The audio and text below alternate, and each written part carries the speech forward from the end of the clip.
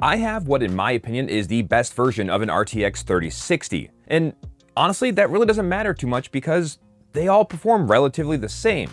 The almighty question is, even with the best version of the RTX 3060, is that enough for your gaming needs? Or will you end up needing more? Especially if you're looking to upgrade from whatever you have right now.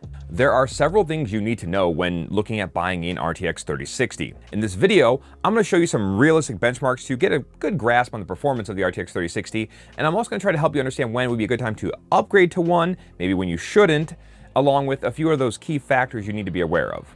This video is brought to you by SSD Key. Are you tired of overpaying for Windows? Well, SSD Key has got you covered for a Windows 10 Pro OEM key for a crazy low price. All you do is click on the link in the description below, create an account, make your selection, and click Buy Now. On top of that, you can get an additional 25% off using my discount code BPC25 for a limited time. The best part is you can fast and secure checkout using PayPal. Once you complete checkout, go to the main order screen, access your Windows 10 key, and copy to clipboard. Go down to the Windows search box, type in Activation Settings, click on Change Product Key, paste in your brand new key, click Next, then activate. Now you're all set. You can also get a great deal on Microsoft Office with the link in the description below using my offer code. And don't forget, you can upgrade straight to Windows 11 from Windows 10.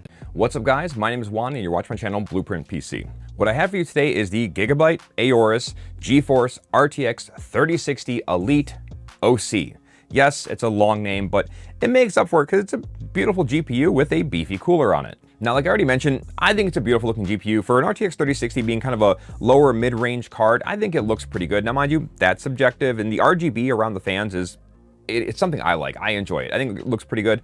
The downside is you only get to enjoy it if you have a vertical mount, which typically would add to the budget for most cases anyway, and that's kind of a rough sell on a entry-level or budget-friendly, quote-unquote, GPU.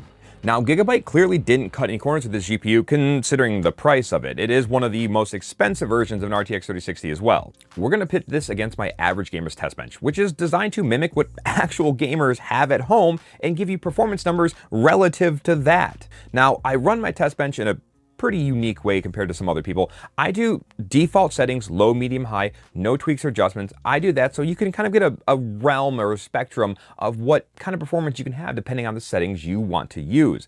I don't run DLSS, FSR, ray tracing, rebar, SAM, any of that stuff. I leave those up for you guys to decide because not everybody likes to use certain ones of those and people like their own combinations. So this is all about the raw performance of what this card can provide for you. After the benchmarks, we're going to jump into those key factors I told you that you need to be aware of.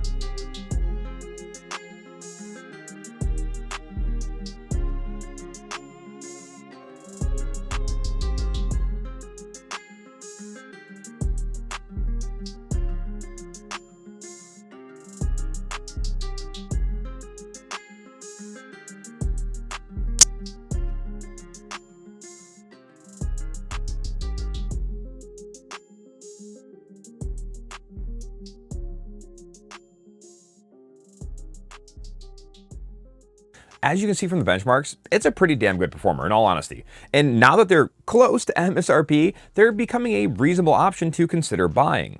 And here's where the but comes in, and I mean any 3060, not just this variant, is that on a good day, they're only about 20% better than a 2060, which is still substantial, but they're basically on par with a 2060 Super. The biggest variance is you're going to have a little bit better ray tracing and better DLSS support with these versus the 2060 variants. And that's what makes this really tricky when looking to upgrade. And I'm going to try to break this down for you as best I can because there's a lot of fine print here. To start off, if you have a 20 series card, period, do not upgrade. It's not worth it because the only option to really upgrade from is the 2060. And like I said, it's only a very minor upgrade on a good day. If you're a current 10 series owner, you should only consider upgrading to one of these if you have a 1070 or lower, because once you get above the 1070, so 1070 Ti and above, it gets too close or even becomes outmatched. This will lose in some games versus a 1080 or a 1080 Ti especially. Now, if you're an AMD user, and let's say you're on 6000 series and you own a 64 or 6500, sure, it's a viable upgrade. Anything above that, not worth it. Performance can be too close for the money unless you really want better ray tracing in DLSS. If you're an AMD 5000 series owner, if you have anything above a 5600 XT, not worth it. Again, performance is too close unless you're really dying for some ray tracing.